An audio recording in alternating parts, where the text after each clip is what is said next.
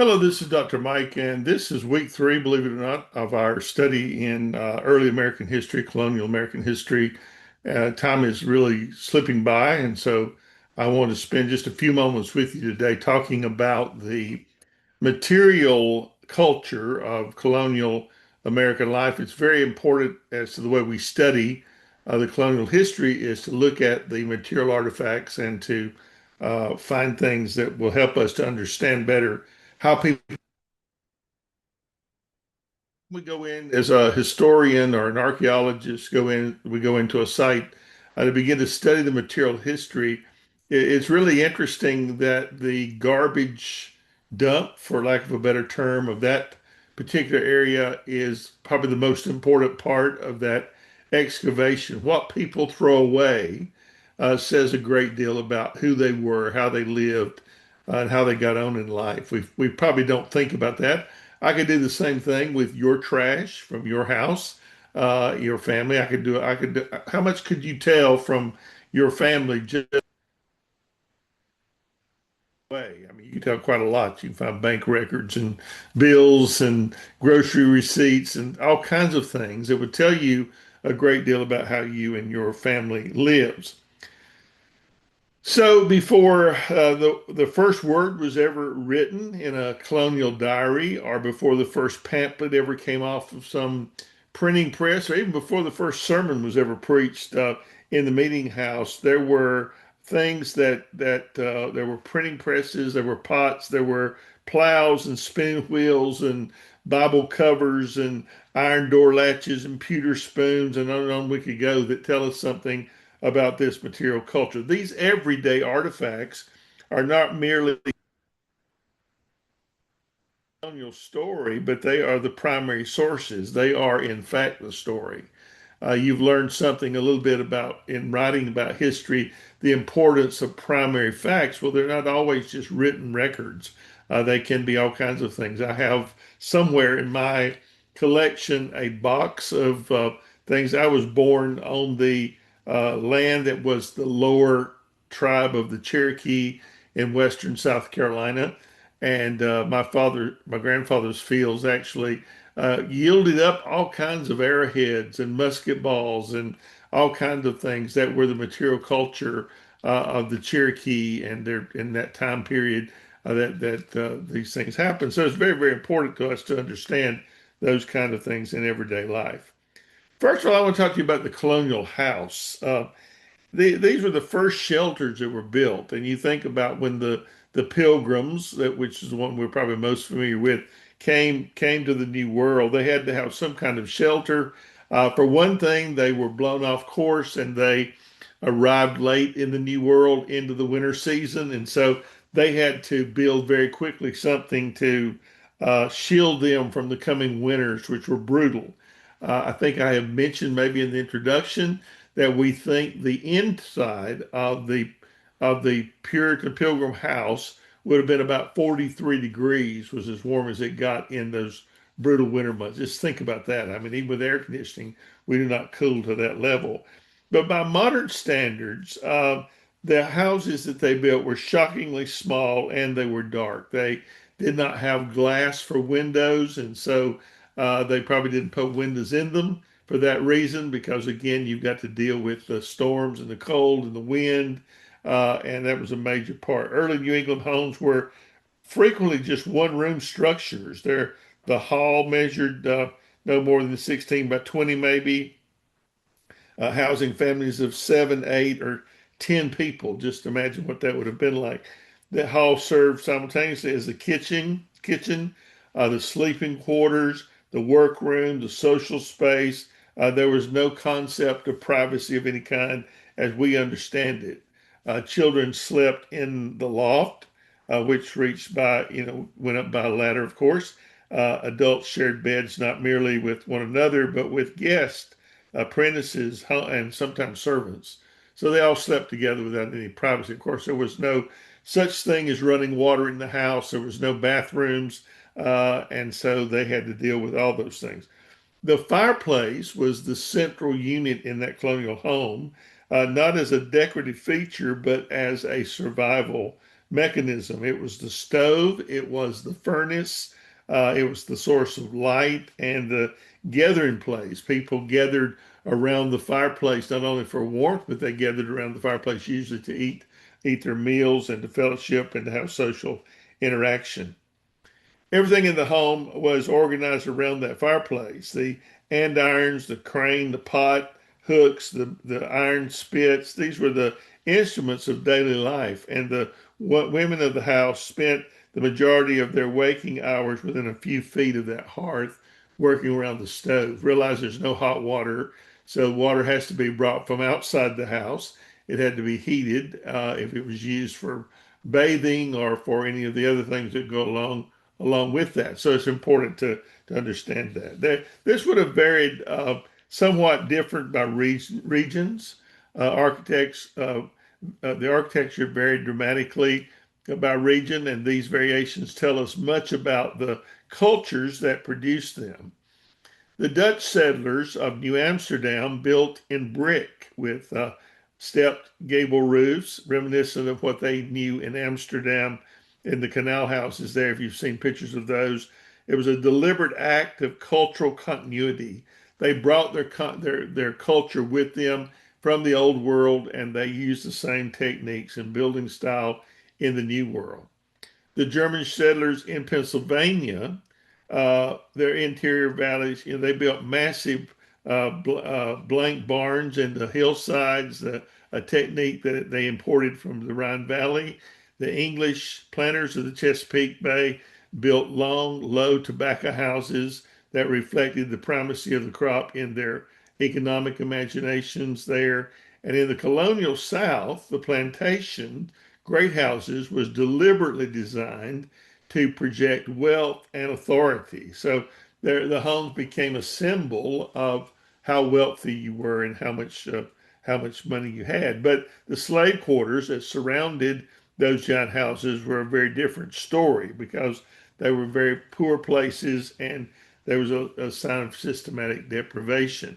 Most of them would have had dirt floors, and many of the cabins on the frontier would have been built out of logs and chinked with mud to prevent the wind from blowing through. And many of them are whitewashed to keep the boll weevils and things, or termites, from destroying them through the harsh winters. It would have been, their roof would have been some kind of thatch probably at first. There was no such thing as roofing or, only the very wealthy as these colonies began to be established would have things like glass. If you remember when we moved toward the Revolution, the Great Britain put a tax on the luxury items like glass for windows and things of that nature. But the average colonial person would not have had the luxury of having that. Let's talk about clothing, for instance, and social status and identity. What was that like in these colonies? Well, in colonial America, clothing was not a matter of personal expression. It was a declaration of your social rank. It was enforced by law. So, the laws in several colonies prohibited those below a certain level of wealth from wearing things like lace or silk or silver buttons, those kind of things. Clothing was expensive, painstakingly made, carefully preserved. A working class woman might own two dresses, one for work and one for meeting in church. A prosperous merchant's wife might possess silk outfits and imported silken shifts and brocaded gowns that announced her husband's commercial success to every eye in the community. So clothing in that sense would have denoted something of your rank. The production of cloth was itself a major feature of colonial material culture. Before the American textile industry, nearly every yard of fabric used in the colonies was either imported at a great cost or produced at home. Flax was grown, it was woven into material into a linen type cloth, a poor linen cloth. Sheep were shorn, or their wool was carded and spun and woven into woolen cloth, and the spinning wheel was not some quaint decoration. It was an economic engine, and the women who operated it were performing skills, labor essential for household survival. So, as a woman, you not only had cooking and cleaning and laundry and all the different things that you would normally do, but you also had to contend with making sure that your family would have clothing to wear. And so you're spinning flax and the wool, you're carding it, you're making it into a cloth that could be cut in the clothing. So there was nothing really fancy about the clothing that you wore. It probably depended upon your on the wife's sewing skills.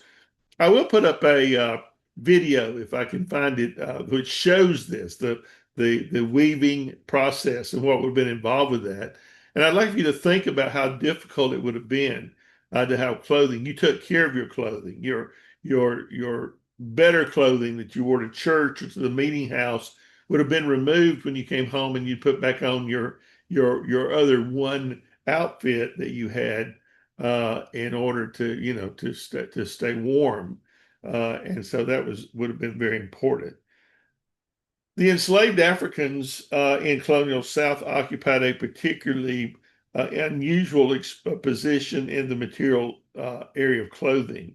They were frequently clothed by their enslavers in the cheapest available fabric, coarse cloth imported in bulk from England, as a deliberate and visible mark of their degraded status. And yet, the archaeology of slave quarters repeatedly reveals small acts of where the slaves would assert themselves by using brightly colored fabric scraps or beads or protective amulets derived from West African spiritual traditions.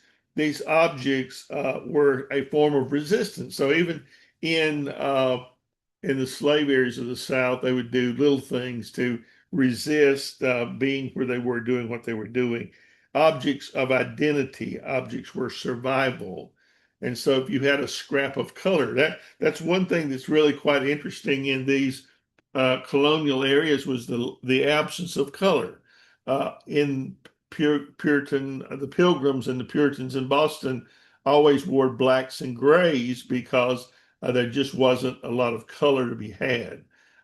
Later in the South, they would begin to produce a dye called indigo, but most of that was a cash crop that was sold to the British because they dyed their soldiers' uniforms. Another point to be made was when the British soldiers came to the New World, we marked them by their clothing. We called them redcoats because it was a color, it stood out. Uh, and so it's amazing what a black and white world these people lived in, this drab, natural color. As far as tools and trade and colonial economy, colonial America was a world of extraordinary scarcity. You have to realize that you don't have Walmarts and you don't have drugstores and you don't have any place to go to buy anything. Just think about what that would have meant. When I think about Anne Hutchinson and the Puritans in Salem expelling her and her 11 children into the wilderness, what did they expect them to go to? There was not anywhere else to go. They tried to make their way to New York to the Dutch. They were attacked and killed, all but maybe one child by the Native Americans because they just turned them out into the wilderness. And it shows a determination there that is really, really quite interesting. But there's just a scarcity. If you broke a plow or you had an animal to die, it was a tremendous loss to your family and to your getting ahead. You depended on chickens for eggs. Well, what if a fox got in your hen house and killed your chickens? A big chunk of your food source and protein and everything else, meat, would have been gone, and you don't have a way to replace it. It's not like you can go because you understand that when the English came and the Spanish came, first of all, there were no horses in North America until the Spanish came. They introduced the horses to the Native Americans, which greatly changed their lives, especially those living around the desert, because they had no way to get across the desert because they could not physically carry enough water to survive. Horses became a big part of their life. Same thing on the East Coast. There were no pigs and chickens and cattle and all these things, and they was all introduced from outside And so there's no way to go and buy a replacement if you lost it. And so a broken axe head was not discarded; it was repaired, it was reshaped, it could be traded. A worn out pot might be patched a dozen times before it was finally melted down.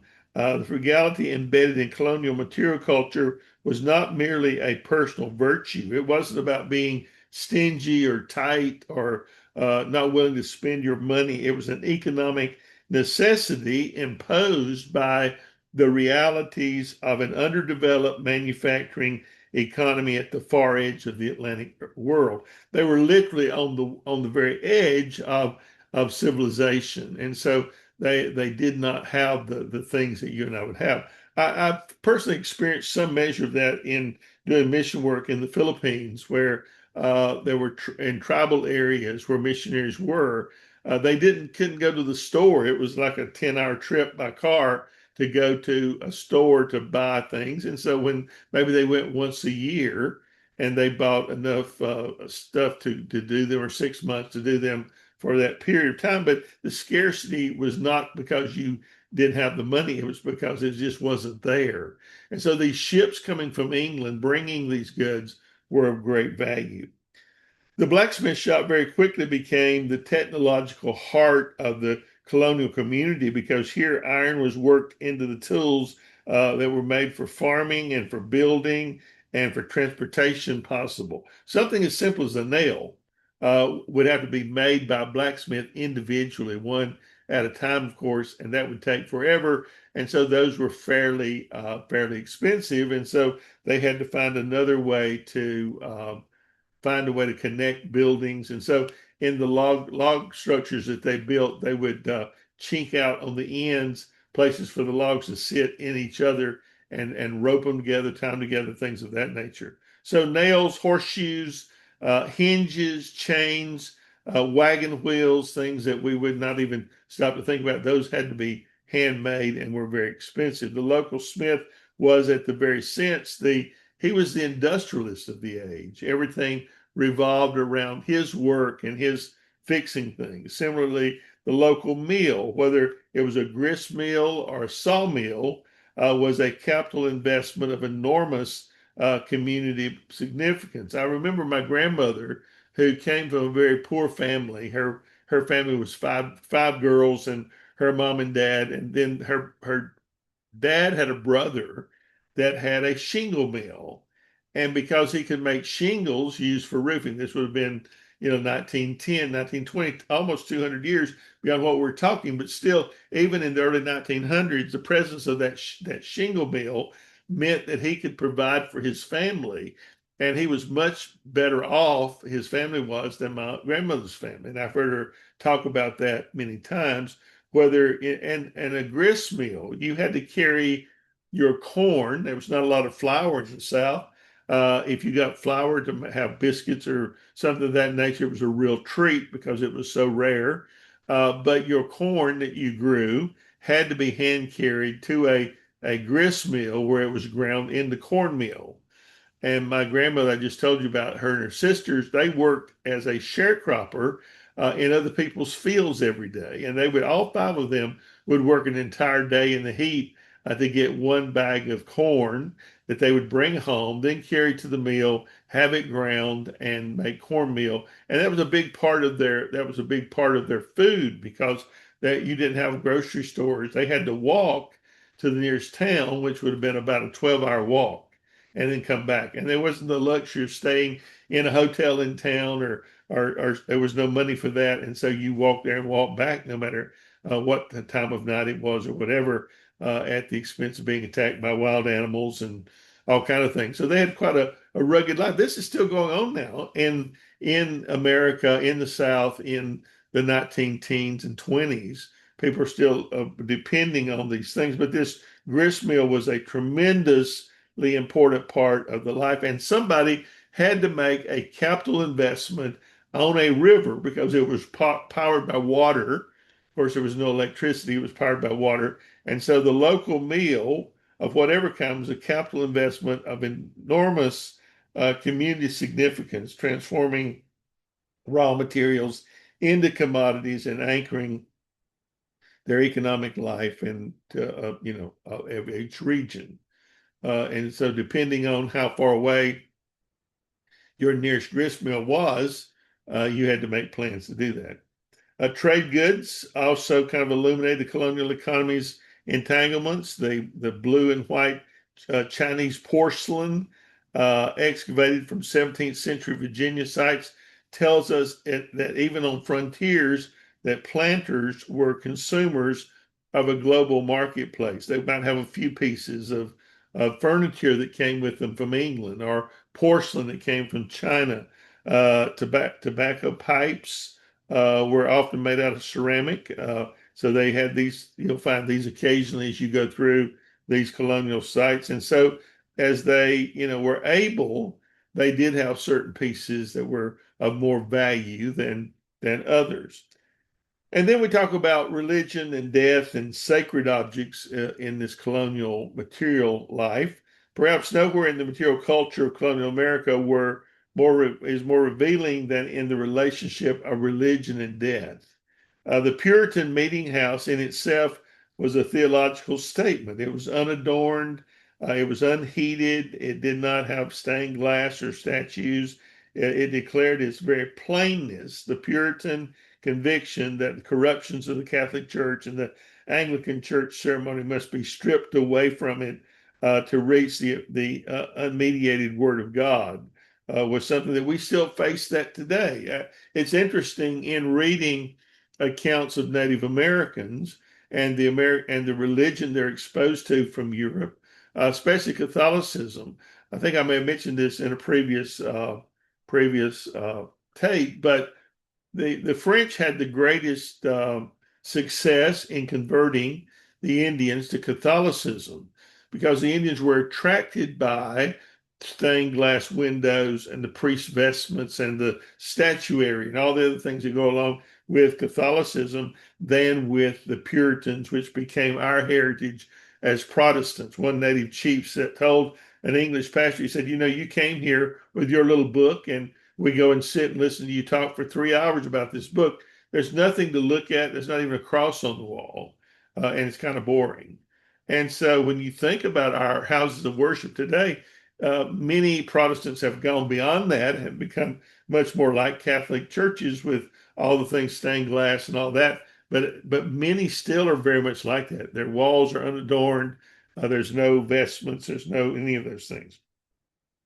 Colonial graveyards were about the same. They're visibly compelling documents in American material culture. I don't know if you've ever run your family history, but I have. I've spent a lot of time in cemeteries because it is the best. If they etch things onto the stone as far as birth dates and death dates and names, it is a compelling way to look at your family history and know where your family came from. But they also carried with them certain elements on those tombstones, like skulls, or there's really a humorous one. Well, not humorous, I guess it's serious, but unusual tombstones from the Civil War, where two brothers are buried side by side, both of them killed in battle. And on that one stone of the one brother, it's a finger pointing to heaven, and on his brothers, one pointing to hell, which was the commentary on those two boys' lives. One went to heaven, one went to hell. And so you put that on the tombstone as a reminder. Early New England grave markers present a grim iconography of that kind of thing where you see skulls and death and all these things. And so it's a very important place. And we also we don't do it so much with more modern history because we don't open graves and examine them as such, but we do that in Egypt where we go into the tombs and look at the mummies, which are the bodies actually of those buried there, and we determine lots of things about their material culture. The Bible itself was the most materially significant object in most colonial Protestant homes. The family Bible served not only as a devotional text, but the household's official record. This is where you put in births and deaths and marriages on its pages. And it was often the most expensive book in the house and frequently the only book in the house. Its physical presence on the household shelf was a declaration of faith, one of literacy that you could read or not, and social respectability. You might remember that Abraham Lincoln walked for miles to borrow a book to read because there were no books even as late as 1850s. And he laid that book up on a window and it snowed that night and ruined that book, which was a great loss to him and to the person that owned it. And he worked and paid back the value of that book. That's how precious books were in the New World, and they weren't printing uh, yet, and so it was they all had to come from outside, and so it was of great value to own a Bible, and that's where you kept all of your family records. Food was much the same way, and that we tend to bring food from the material culture in Europe over to America. So when you look at your family and you realize that we're mainly English, it often explains, especially in my family, why our food's kind of boring. We don't use a lot of seasoning still. Salt and pepper, our main seasonings. That would have been an English trait. If you're German, you will have German elements like sauerkraut and Wiener Schnitzel and things of that nature from your German heritage. Or if you're Spanish, you'll have more Spanish flavor or Dutch or whatever. That will trickle down. And so, as you think about this and look at what you eat as a family, and then examine the culture that your mother and father may have come from, you understand why we eat the things that we do. But you can tell a great deal about that. So things like the utensils, spoons and forks would have been a big commodity in that early day, or you ate with your hands. And many cultures that I've been in still eat with their hands. This was your original spoon and fork, was your hands. And so that a lot of these are luxury items and things of great interest. The colonial diet was shaped by the land, of course, the season, the labor available to work both in New England, corn, which was taken from the indigenous people, the Indians, squash, potatoes, tomatoes. All of these were new food products that are discovered in the New World that make their way back to the Old World. I'll tell you a very interesting thing. The Italians did not know about tomato sauce until Italians came to America and began to immigrate here, work here, and go back home. You can almost draw a line through the middle of Italy now. Everything to the south, where most immigration came from, is tomato based, and everything to the north is white sauce. So food had a tremendous effect. The discovery of potatoes in the New World literally saved the Irish from famine and Northern Germans from famine. And then in the 1800s, when the famine hit again, many of those same people immigrated to America. Most of my family is Scotch Irish. They came during that second great potato famine to the South, and so that's how they got here. But the colonial diet was of great interest. It became dietary things like hasty pudding and Johnny cakes and cornbread and hominy appeared on tables from Massachusetts to Georgia. Pork would have been the dominant protein across the colonies because pigs don't require much care and could be fed on forest plants and animals. It's funny because we have on the East Coast where I'm from, there was a time when the chestnut trees here were really prominent, and there was a place called the Horse Pasture, which many families lived there. That's where the Cherokee originally kept their horses because they could feed on the chestnuts, and so could pigs. And so the pig industry there really grew because until a blight hit the chestnut trees and killed them, and people had to move away because they could no longer feed their animals. And so pork was major, and of course catching native animals, squirrels, raccoons, deer, bears, all those became a part of the dietary requirements. And then the idea of preserving food. And the only way really to preserve food was either to salt it or smoke it or pickle it or dry it. There was no canning. You don't have glass cans for canning food until the 1930s and 40s. And so They did pickle in a churn, which would have been a ceramic uh, instrument that they used to make buttermilk with. You took your milk from the cow, and there again, a cow is a very precious commodity because you got milk and butter and buttermilk from that cow, which was a major part of your diet as far as health was concerned. But they would also pickle sauerkraut or beans in a churn where they put them there and literally let them sour and ferment and make and be able to preserve them that way, or they dried the beans or whatever. So it's very important to think about what that would have been like. And so you didn't get to go to McDonald's or Burger King. There was no eating out. There were no restaurants, none of those things. And so you ate what was at home. And of course, there was no snacks then either. I just think about that whole industry was non-existent. In conclusion, when we study the material culture, and it challenges us to be better historians, to look beyond the narratives and the stories that you believe, just like the Thanksgiving story we have of Pilgrims and Native Americans. When you look beyond that story, you realize that over the years it's been glamorized and made into something that it probably wasn't.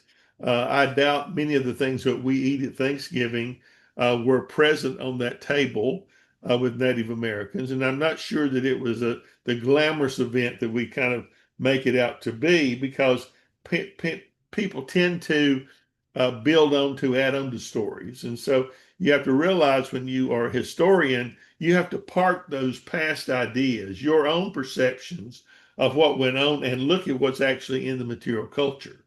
And you might be quite surprised to realize that, as I think I mentioned, Benjamin Franklin said, we have a civic history. It is a story that we tell ourselves about ourselves, that we like to glamorize these things and make them into something that maybe they are not. So, think about that when you think about history. When you look at the material history, many times you're confronted with things that you did not realize was there. So it's quite interesting to think about those things. And so it's worth our thoughts to spend some time on the material history and to understand better what we're talking about. Okay, thank you. I'll talk to you next week.